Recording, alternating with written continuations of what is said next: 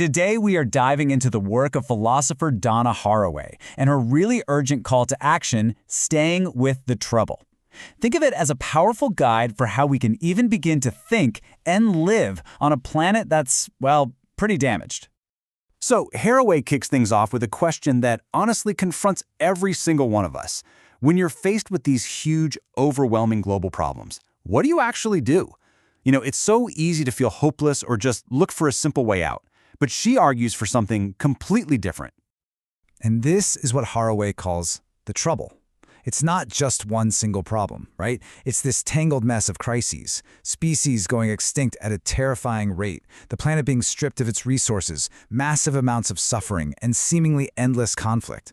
And then, layered right on top of all of that, is a crisis of what we even consider to be true. So yeah, the stakes could not be higher. Okay, so to unpack her response, here's our game plan. First, we're going to define the trouble a little more deeply.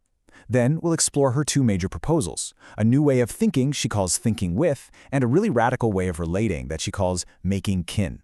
And finally, we'll look at what it actually means to put all these ideas into practice. So let's start by getting a clearer picture of the challenge we're all facing. What exactly is the trouble? See, for Haraway, the core argument is that the crisis isn't just something happening out there in the world. It's also about how we think.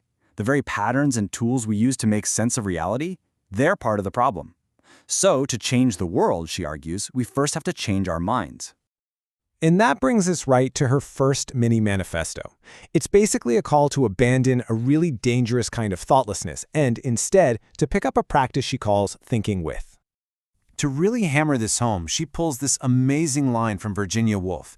It frames thinking not as some passive, academic thing, but as an urgent moral responsibility. In a world full of alt facts and easy excuses, choosing to really think is a radical act. And this slide just lays out the difference so clearly. On the left, you have what the philosopher Hannah Arendt famously called the banality of evil. She was talking about Adolf Eichmann, the Nazi officer who organized the logistics of the Holocaust. He wasn't some kind of monster frothing at the mouth. He was a bureaucrat. He just used a cold, functional rationality. He was just doing his job, efficiently. But he had zero ability to imagine the reality of other people. He completely surrendered his capacity to think. Now, on the right, that's Haraway's alternative, thinking with. This means mentally going visiting to understand other points of view, actively cultivating a real capacity to care, and creating knowledge with others, not just about them. It's about responding with creativity instead of just defaulting to that cold, empty logic. So if we need to change how we think, that leads us straight to Haraway's second manifesto, which is, wow, it's just as radical. We also need to fundamentally change how we relate to one another and even who we consider to be our relatives in the first place. Making kin in Haraway's world is an active verb. It's about consciously building bonds of mutual responsibility that go way, way beyond traditional biological family. It's a choice to care for others, both human and non-human, who need it. It's about creating a we that is massive and inclusive. And to do this, we need to embrace what she calls odd kin. I love that term. These are our unexpected, our unconventional relatives. They could be refugees or your neighbors, sure, but they could also be endangered species, damaged forests, or the animals in your city. These are the kin we have to learn to live with and care for. Now, to get why this is so urgent, just look at these numbers. Haraway uses her own life as a yardstick.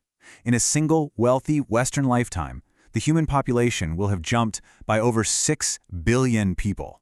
This explosion of the born, as she calls them, puts a crazy amount of strain on the planet.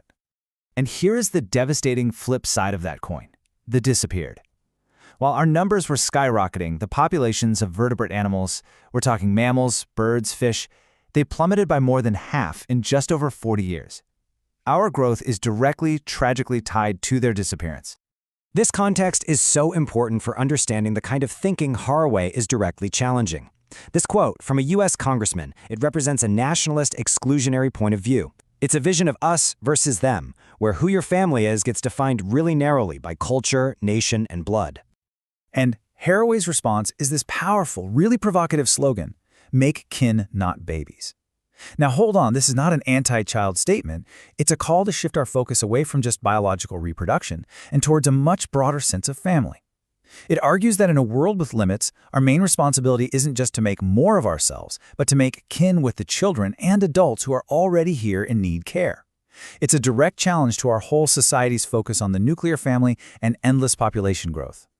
And this is why it's not some abstract idea. It matters right now. By the end of 2015, over 65 million people were refugees or displaced inside their own countries. These are, in the words of that previous quote, somebody else's babies.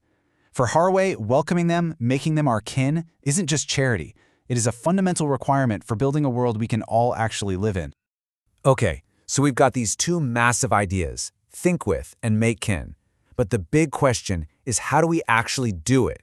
How do we stay with the trouble instead of just running away from it? First up, Haraway puts a huge emphasis on the power of storytelling. She sees it as a vital part of thinking.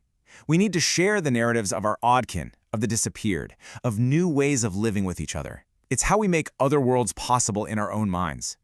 Second, and this is so important, we have to show up. This is all about active, real-world participation. It means getting involved in our communities, in local restoration projects, in movements for justice. It means being physically present in the messy, difficult work of building a better world. And finally, we have to stay with the trouble. This is it. This is the core message. It means refusing the easy answers, the quick techno fixes, or the fantasies of escaping to some perfect utopia. It means living in the difficulty, the pain, and the mess of right now with responsibility and creativity, committed to finding ways to flourish, even on a damaged planet. So, Haraway leaves us with this incredible challenge. She says very plainly that having relatives is not a choice. We are all tangled up together. The only choice we have is how we respond. And this isn't just philosophy. As she says, call that politics. So the final question isn't really for Haraway, is it? It's for every single one of us. Who will you make kin with?